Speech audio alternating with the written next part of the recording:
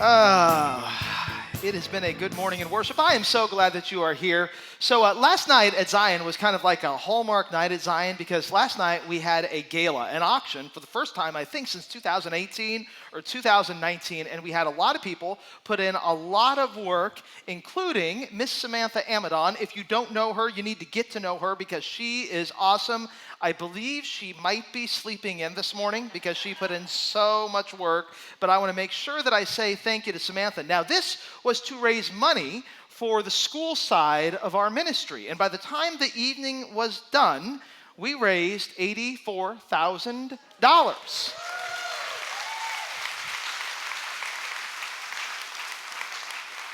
And so if you were a part of that, I just want to say thank you. If you weren't a part of that, don't worry. We're going to do it again sometime next year or the year after that, and you can join in all the fun. It was a great evening, and I just appreciate your support, and we are looking forward to great things continuing to happen in our school because of all that you do for our school. And I just want to say how grateful I am for you.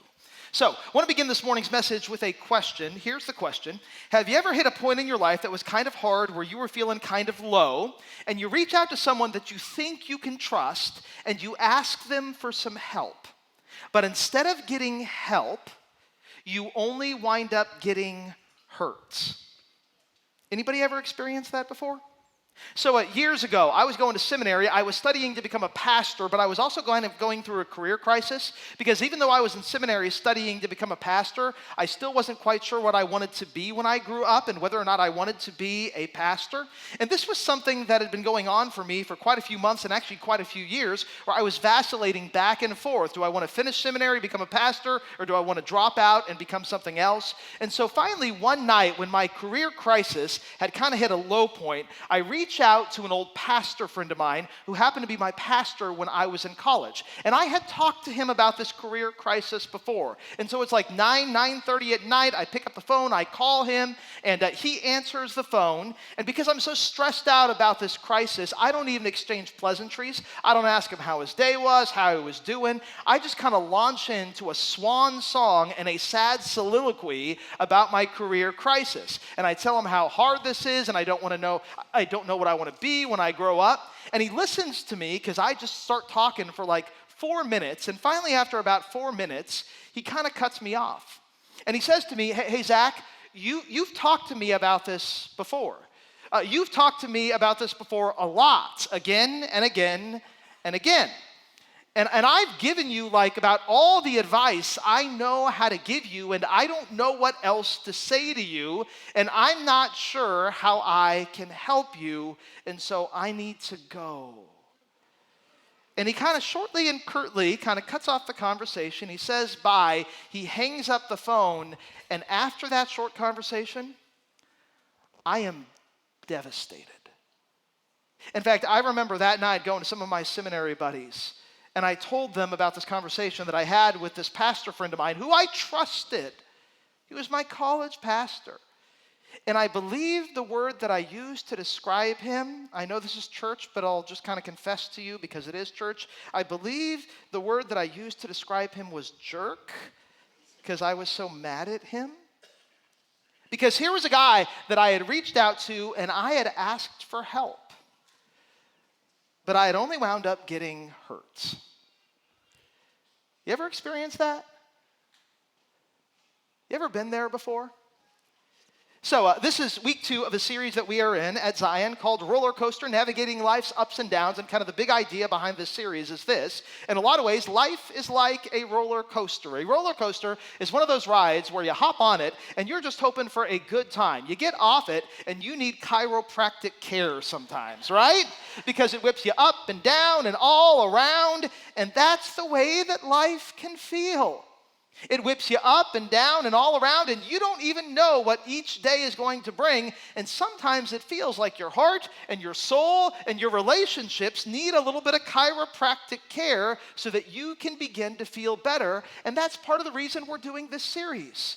Because when life does take you through all of its highs and lows, we're trying to give you the care that you need so you can feel better about life and do better in life. And today, as we continue our series, we're going to be talking about what to do when you're going through one of those low times and difficult times and hard times, and you reach out to someone and you ask them to make it better, but they only make it worse. When you reach out to someone and you ask them for help, but they only wind up inflicting hurts. Now, right out of the gate, I need to be honest about something. A lot of times when people are going through hard times, one of the places that they reach out to get help is a place like this place. They reach out to the church asking for help. But sometimes the church, instead of offering help, can actually kind of fumble the ball and inflict some hurt. You reach out to a church because you're going through a really difficult time, and you send them an email or you call the church office, and all you want is a call back or an email back because you just want somebody to talk to, but you never get the email back and you never get the call back, and it feels like your simple request has gone into somebody's spam folder, and instead of getting help from the church, you just kind of feel hurt by the church. Or maybe you join a church, and at first you are super duper excited, and you want to get plugged in, and you want to get connected, so what do? You sign up to volunteer, because that's the right thing to do, right? And then before you know it, you're doing everything at the church but preaching on a Sunday morning, and you feel overwhelmed and exhausted. All you want to do is help the church, but then you wind up getting overwhelmed and hurt by the church. Or maybe for you, you've been around in a church for a long time and you know lots of people in the church, and there's this one person who you really do think that you can trust, and you're going through a difficult time. And so you do pour out your heart to them. And all you're looking for is a little bit of prayer and a little bit of grace. But all you get from them is a whole lot of gossip. Because they start talking about you to everybody around you. And you're looking for help from someone in the church, but you only wind up getting hurt by someone in the church. Today we're going to be working through a story from the Gospel of Mark, chapter 9. And it is the story of a guy who is in desperate and dire need of some help. And so here's what this guy does. He reaches out to the church. He reaches out to some church people, some people in the church, but instead of getting help, he only winds up getting hurt. In fact, before we dive in, I want to set a little bit of context here for you. Mark chapter 9 actually opens with a really famous story where Jesus and three of his closest disciples, Peter, James, and John, they go on a hiking trip up a mountain in ancient Israel called Mount Tabor. Pastor Kyle talked about this in his message last weekend. And when they get to the top of this mountain, the summit of this mountain, the hiking trip gets a little weird and wacky. Because all of a sudden, Jesus' appearance begins to change. His clothes begin to turn bright white, and his appearance begins to shine into their face. And these three disciples, Peter, James, and John, they begin to realize and recognize and know that the man that they're with is not just a man. He also seems to be like God himself. And so this is not just a hiking trip. This is like a heavenly hiking trip up Mount Tabor. Well, at the same time that Jesus and Peter, James, and John are at the summit of Mount Tabor, at the bottom and at the base of Mount Tabor are Jesus' other disciples. Jesus had 12 disciples, and so 9 disciples are at the bottom of Mount Tabor, and while Jesus is up the mountain, they get a bright idea. They decide that they're going to hold a healing service at the bottom of the mountain, where they invite anybody who's sick to come, and they will lay hands on them, and they will heal them miraculously. Now, part of the reason they think they can do this is because they have been with Jesus a lot. And Jesus, by this point in his ministry, has become well known as a miracle worker and an incredible healer. The disciples have seen Jesus with just a touch make a blind man see. The disciples have seen Jesus with just a word make a man who is paralyzed walk. And they kind of think, well, we've been with Jesus enough. We've learned some things from Jesus, and maybe some of the Jesus juice has rubbed off on us. And if he can heal people miraculously, maybe we can too. And so they hold this healing service. Everybody gets real excited. This huge crowd shows up, but then the healing service turns out to be a total flop. Because the disciples begin to try to heal people, and you know what they discover? They don't got the Jesus juice. They can't heal people. And so, this big crowd of people that has shown up to see the disciples, to be healed by the disciples, to get help from the disciples, from these church people, only wind up getting hurt by the disciples.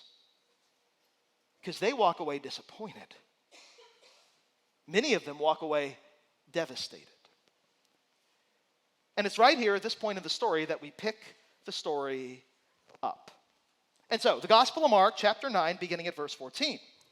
When Jesus and his 3 disciples who were up there at the top of Mount Tabor, Peter, James, and John, when they come down the mountain to the rest of the disciples, the other 9 disciples who are holding this healing service, they come down and they see this large crowd around the disciples because everybody's gathered for this healing service. They also see the teachers of the law. Now, the teachers of the law, these are like Jewish religious scholars who are arguing with the disciples. And the reason these Jewish religious scholars are arguing with the disciples is because the teachers of the law have been skeptical of the disciples and of Jesus for a very long time. And so when they catch wind that these disciples are holding this big healing service, they're already skeptical, so they show up to see what's going to happen. And when the whole thing becomes a total flop, these teachers of the law go from being skeptical of the disciples to being downright hostile toward the disciples, and they're in the middle of this big fight.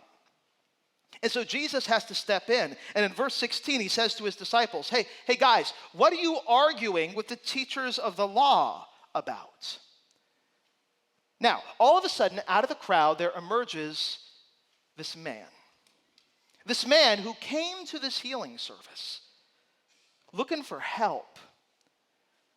And this man answers Jesus' question. He says to Jesus, I can tell you what they're arguing about. Teacher, I brought you my son. He's possessed. It's bad by a demon, by an evil spirit. And it's robbed him of his speech. Whenever the spirit seizes him, it throws him to the ground. He foams at the mouth. He gnashes his teeth. And he becomes rigid.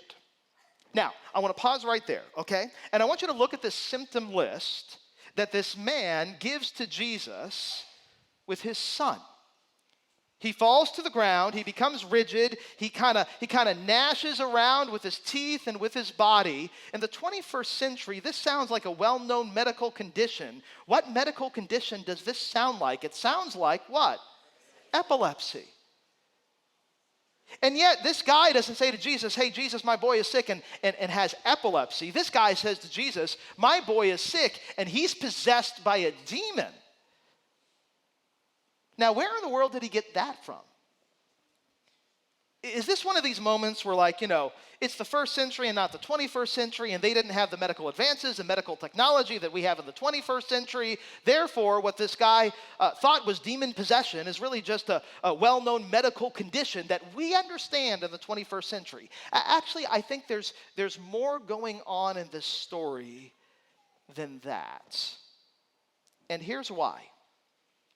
A lot of times when pastors and people like me talk about Satan and about demons, they'll use a phrase to refer to Satan. We will call Satan the enemy of your soul. And that's true, but it's only half true. Satan is the enemy of your soul. He wants to drag you away from everything that is spiritually good and everything that is wrapped up in Jesus. But he's not just the enemy of your soul, he's the enemy of your body too. And so every single time you get sick, here's the spiritual reality: Satan likes that. Every single time someone gets so sick they die, here's the spiritual reality: Satan delights in that. And this father seems to have enough spiritual discernment to kind of understand that and see that and know that. Yeah, his son may be showing some like epileptic symptoms, but underneath that, this father sees this as a spiritual attack, and he is desperate for help. And so he says to Jesus, Mark 9, verse 18, I asked your disciples to drive out this spirit, but they could not. I went to your disciples and I begged them for help.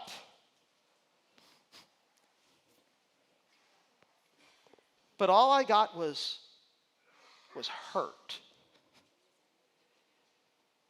You ever been there? You ever experienced that? Now, it's at this point in the story that Jesus kind of leans in and he draws the boy's father in. And he says in verse 21, how long has your son been like this? And the father says, this has been going on for a long time, from childhood. When these seizures happen, you never know what's going to happen. You never know where he's going to land. He's been thrown into fire or water. He's come real near death. And then this dad says to Jesus, but if you can do anything, can you please take pity on us? And then notice the language that he uses. I want you to help us. I'm just looking for somebody, anybody, who's able to help me with my son. Because I went to your disciples, and they couldn't help. So Jesus, will you help? Or to put a finer point on it, can you help? Do you even have the power to help? If you can, this man says, because I'm not sure you can. Please help us. Now, Jesus picks up on that little phrase, this man says, if you can, and he throws it right back at him in verse 23. He says, okay, you just said to me, if you can. Is that because you don't think I can? Well, Jesus says, here's what you need to know. Everything is possible for one who believes. Anybody in here ever heard that statement before from Jesus? Everything's possible for one who believes. Anybody ever heard that before? This is one of the most famous statements in all of Scripture. I also believe it's one of the most misunderstood, misread, misinterpreted, and misapplied statements in all of Scripture. And here's why. So often when we read this statement from Jesus, everything is possible for one who believes, we make a subtle and almost subconscious shift in our minds without even thinking about it. And we make a word swap. We don't read everything is possible for one who believes. Here's what we read. Everything is promised for one who believes. And so we tend to interpret the statement like this. All I got to do is have enough faith and believe hard enough, and whatever I ask God for, he will do for me. But that's not what Jesus says. He doesn't say everything is promised for one who believes. No. What does he say? He says everything is possible for one who believes. And there's a big difference there. Because here's the reality, and I should just tell you this. There is a problem with possible. Because here's what possible means. Possible means that God can do something. He has the power to do something. But it doesn't necessarily mean that he will do something. And that's the problem with possible. Possible means that you can go to God and you can pray and pray and pray for that big old raise or that big old promotion to come your way at work. And listen, God has the power to arrange it all and make sure you get that. He can do that, but it doesn't mean he will do that, and sometimes he doesn't do that. And all of a sudden, you kind of have a problem with possible. Possible means that you can be struggling under some sort of temptation, and maybe you've been struggling with it for years or maybe even decades, and you can't break free from it, and so you pray and pray and pray for God to take that temptation away. Possible means that God has the power to take it away, but it doesn't mean that he will take it away, and sometimes he doesn't take it away. That's the problem with possible. Or how about this? I don't know what you think, but at least for me, this week, just in our nation, in our country, has been, bleh. It's been rough. And as I've watched the news stories unfold over this past week, I've actually talked to friends, some who kind of lean a little left and some who kind of lean a little right, and it's amazing how much unity we have around this reality. What's going on? Our biggest problem isn't like political, it's spiritual. We're people who have bad stuff in us, and we need Jesus. And so one of the things I've been praying for over the course of this week, and I should have been praying for this a long time ago, and this isn't like a very Lutheran thing to pray for. We don't do this a lot, but we probably should start. I've been praying for like old-fashioned revival. That more and more people would actually just come to know Jesus, because he is the solution to our deepest needs. And here's the thing, I know that's possible.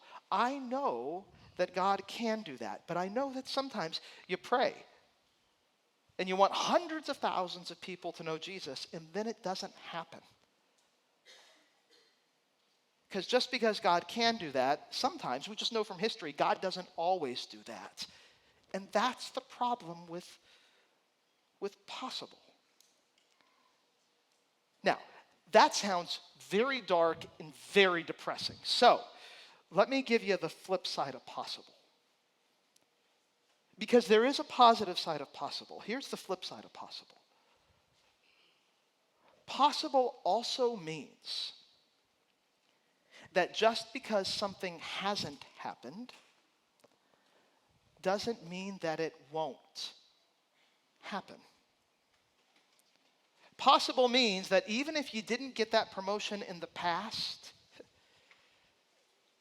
you might still get it in the future. Possible means that even if that temptation hasn't been taken away from you for literally decades, God can still take that temptation away from you in the future. Possible means that no matter how dark things feel spiritually, there is still a chance for like some sort of revival for God to bring in the future. Possible does not give you a guarantee, but here's what it does give you. It does give you hope, because it reminds you that there is nothing that God can't do. And that is what Jesus means when he says to this desperate dad, everything is possible for one who believes. And so he says this, and then he wants to know if this dad actually believes this. And I love this father's response. Mark 9, verse 24. He doesn't waste a second. Immediately, the boy's father exclaims, I do believe, but I need help. He asks for more help, this time not with his son, but with his faith. He says, help me overcome my unbelief. And so Jesus does. He rebukes the impure spirit. He says to the spirit, I command you, come out of this boy and never enter him again. And then it gets a little spiritually freaky at this point, because the spirit shrieks, sends him into a convulsion that is very violent.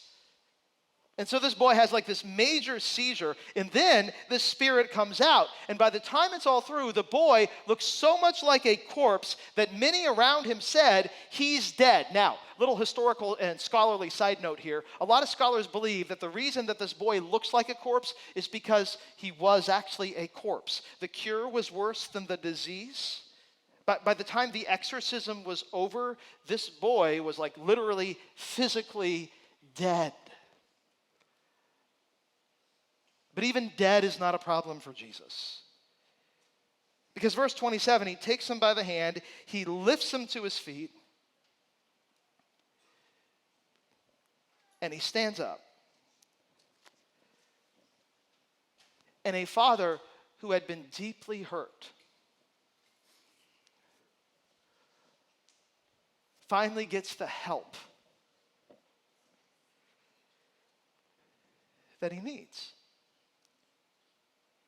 Now, after this boy is healed, he leaves and the father leaves and the crowd disperses. And quite frankly, Jesus has had a long day, right? He's gone on a hiking trip with his 3 disciples, then he came down the mountain and he needs to help the rest of the disciples, and all these people in this crowd get healed. And so Jesus kind of needs to kick up his feet. Verse 28, he goes indoors and his disciples come to him privately and they say, hey, listen, when we tried to do that healing service, we wanted the exorcism to kind of be like the centerpiece of the healing service, and it was a total flop. So why couldn't we drive this spirit out?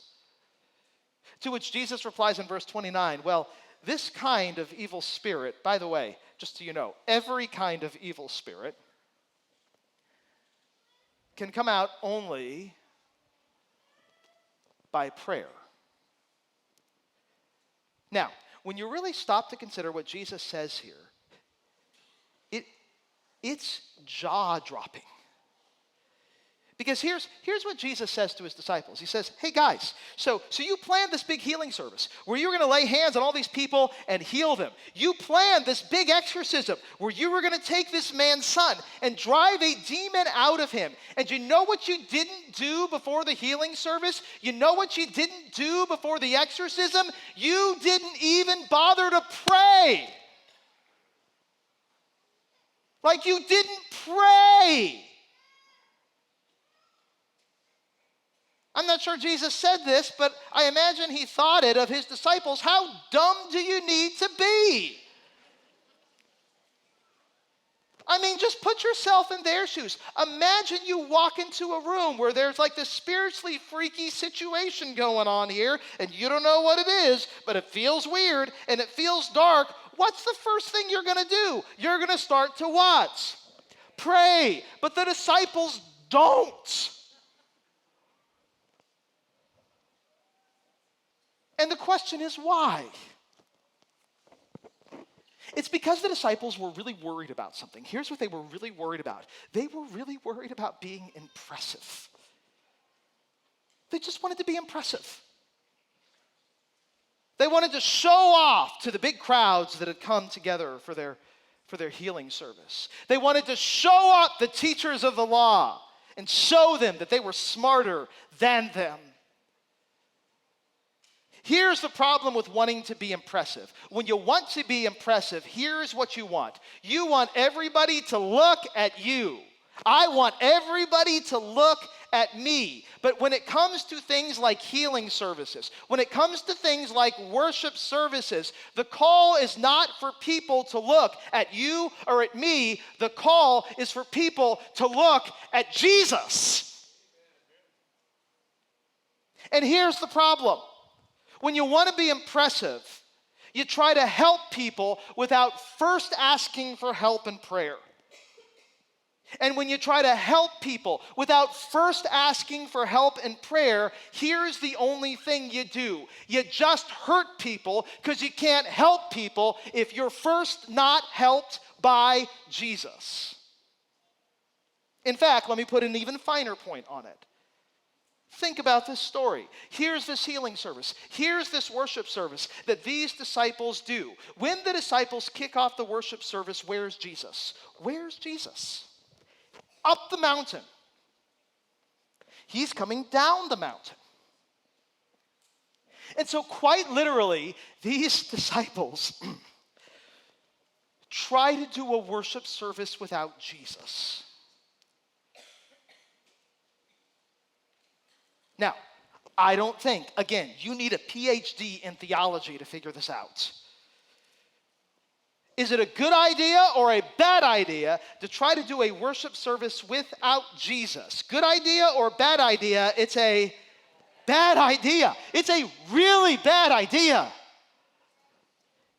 And yet, this is a perennial temptation for the church. The church tries to operate in all sorts of different ways. It tries to operate by the talent of its leaders, or by the polish of its programs, or by the desires and the demands of its members, or by how clever its marketing is. Our church is cooler than the church down the street. But when the church operates that way, it loses the most important thing. And the most important thing is Jesus. And here's the thing: if Jesus isn't the front and center and foundation of your church, you're not even a church. Which is why for almost 150 years, the heart and center and soul of Zion Lutheran Church in Walburg, Texas has been Jesus. And my prayer is that for the next 150 years, that doesn't change, because that's the most important thing. Have I made myself clear? Good.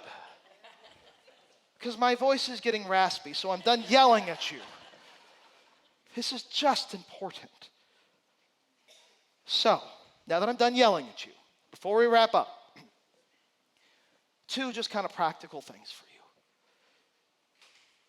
you. If you have been hurt by someone or by someone in the church, just 2 things I want you to walk away with from this message. First thing is this. This story teaches us that the failure of a church does not equal the failure of Jesus. The failure of a church does not equal the failure of Jesus. We see it in spades in the story. Here are the disciples. And they're looking to help people, but they just wind up hurting people. They're church people who wind up hurting other people. But even if the disciples fail, Jesus does not. And this is such good news. Because if you're looking for failure in the church, you can find it. I mean, the church over the years and over the centuries and over the millennia, it's made some pretty goofy spiritual claims. It's made some pretty dark moral claims. Just turn on your TV at 3 a.m., okay? And find the guy on TV with the charts and graphs about the end times. And you're probably going to see a bit of a failure in the church. But the failure of a church does not equal the failure of Jesus. Maybe you're here this morning and you're a guest with us. And by the way, if you're a guest with us, I'm so glad that you are here. And I hope you come back even after this message this morning. I really do. But I know how this works sometimes, right? Sometimes the reason you're here is because you're mad about something over there. If that's where you are, I would just remind you that the failure of a church, even the failure of your church, doesn't equal the failure of Jesus. Or maybe you're here this morning and you got like big questions about the church. And you listen to this message and you're hearing about demons and you're going, come on, none of that can be true. And so you got like 1 foot out the door and 1 foot on the doorknob and you're ready to leave. I would just remind you that the failure of a church, even the failure of this church, doesn't equal the failure of Jesus.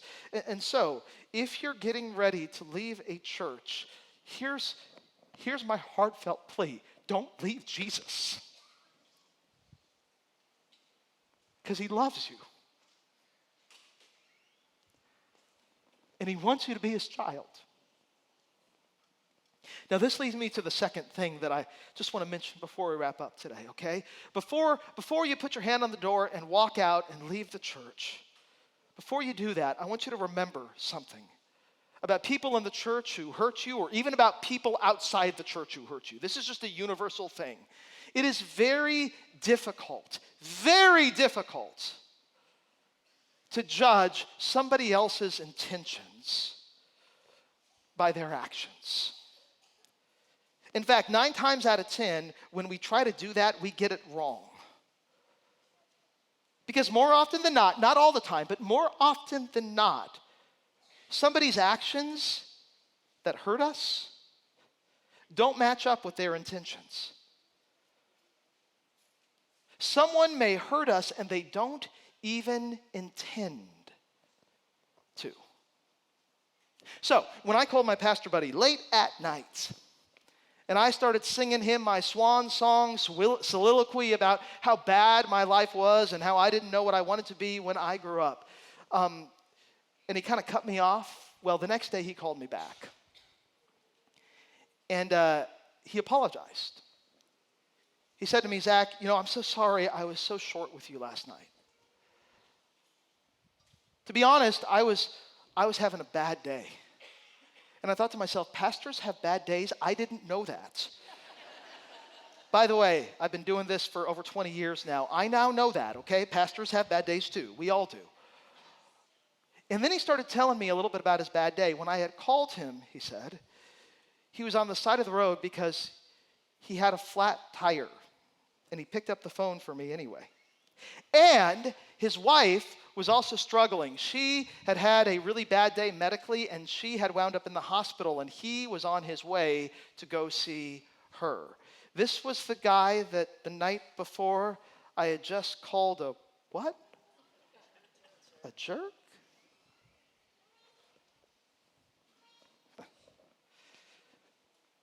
Who felt like a jerk now? You just never know.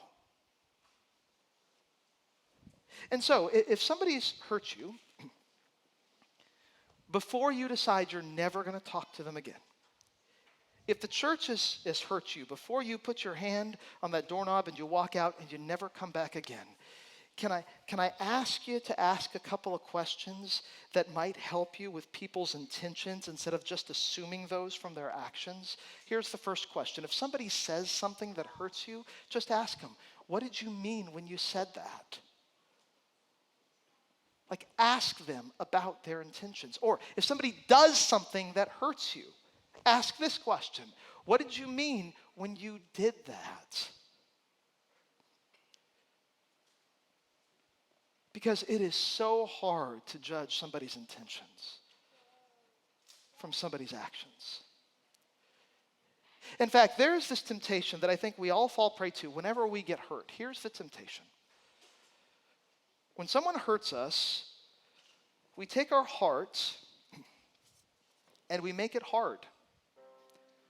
Because we get bitter and we get resentful and we get angry.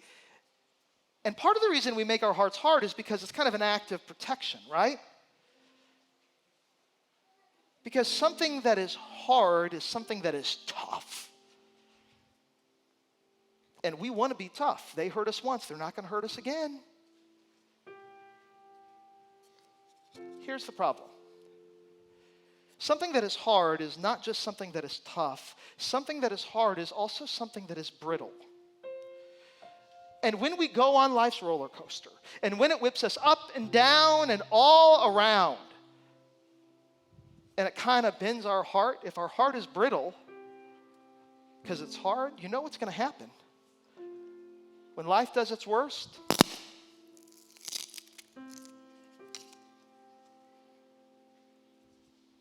our heart's just going to break. This is what happens when someone hurts you and you make your heart hard. Which is why the invitation is this. Even if it's so tempting to make your heart hard, don't make it hard. Keep it tender. Keep it soft. Because when you go on life's roller coaster, and you will, and it whips you up and down and all around and pushes and pulls and stretches and twists your heart, yeah, it might bend, and yeah, it might hurt. But at the end of it all, it won't break. Because this is the kind of heart that Jesus has for you. In fact, let me just kind of give you the bottom line of this message, okay? Now that we've gotten through all this, I have no idea how long it's been, but here's like actually what I wanted to say, and I can say it in 4 sentences. I should have told you that at the beginning, right? Should have told you that at the beginning. Here's what I want you to know at the end of the message, okay? Just a dose of truth. People will hurt you. They will. I wish I could tell you it wasn't true, but they will. Churches, because they're made up of people, will hurt you. You, because you're a person, you will hurt you. We call that regret, right? Where you do that thing you wish you wouldn't have done, or you don't live up to the mark that you set for yourself, and it feels terrible. People will hurt you, churches will hurt you, you will hurt you, but at the end of it all, when you're really hurt, Jesus can help you. And that's what the story is all about in Mark 9. That's what you need in life's roller coaster. He is who you need in life's roller coaster.